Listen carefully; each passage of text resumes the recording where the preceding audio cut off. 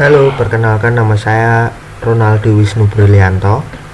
Saya dari Universitas Sugih Pranata.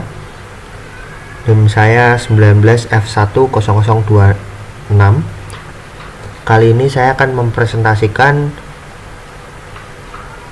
mata kuliah komunikasi data, yaitu tentang bentuk-bentuk komunikasi data.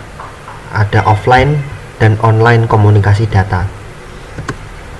Yang pertama adalah offline komunikasi data. Offline komunikasi data adalah sistem pengiriman data dengan fasilitas telekomunikasi dari satu lokasi ke pusat pengolahan data, namun data yang dikirimkan tidak langsung diproses oleh CPU atau Central Processing Unit.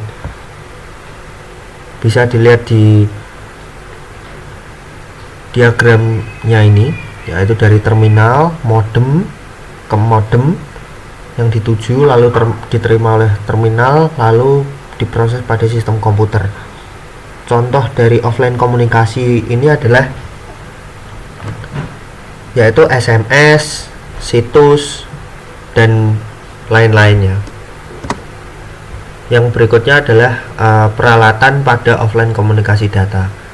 Peralatan-peralatan offline komunikasi data, yang pertama adalah terminal, yang kedua adalah jalur komunikasi, yang ketiga adalah modem. Terminal yaitu suatu alat digunakan untuk pengiriman data atau penerima data jarak jauh dengan fasilitas telekomunikasi. Contohnya di sini ada magnetic tape unit, disk drive, dan lain sebagainya. Yang kedua adalah jalur komunikasi. Jalur komunikasi merupakan fasilitas telekomunikasi. Contohnya adalah telepon, telegraf, dan fasilitas-fasilitas lainnya. Yang ketiga adalah modem atau modulator demulator. Alat ini untuk mengalihkan data dari sistem kode digital ke dalam sistem kode analog dan sebaliknya. Yang berikutnya adalah online komunikasi data. Online komunikasi data adalah data yang dikirim melalui terminal dan dapat langsung diolah oleh CPU. Dari terminal, modem dikirim ke modem yang dituju untuk diterima dan lalu diolah langsung oleh sistem komputernya atau CPU-nya. Di sini ada contoh-contohnya, yaitu contoh yang pertama dari online komunikasi data adalah RJE atau Remote Job Entry. Ini adalah data yang akan dikirim untuk dikumpulkan, dijadikan satu terlebih dahulu secara bersamaan, lalu akan dikirim ke komputer pusat untuk diproses atau biasa disebut batch processing system. Seperti pada gambar berikut ini. Dari users dikumpulkan ke operating system, lalu dikirimkan ke komputer pusat untuk diproses. Yang berikutnya adalah real time system, yaitu sistem untuk mengirimkan data ke pusat komputer, diproses di pusat komputer secara langsung pada saat data diterima, dan juga kemudian dikirim kembali hasil pengolahan ke pengirim data saat itu juga. Contohnya adalah aircraft navigation atau komunikasi pesawat udara, automotive car assembly, alat picu jantung, dan printer laser.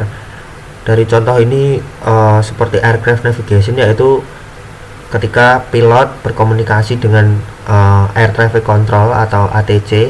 Nah, disitulah terjadinya real time system online komunikasi data jenis real time system ini. Lalu yang berikutnya adalah time sharing system. Time sharing system yaitu teknik penggunaan sistem online oleh beberapa pemakai dengan cara bergantian.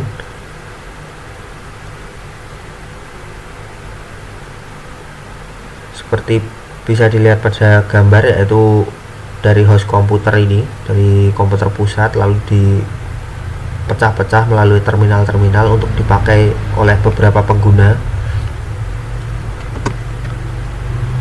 Lalu ada Distribute Data Processing System, yaitu sistem komputer interaktif yang terpancar secara geografis dan dihubungkan melalui jalur telekomunikasi.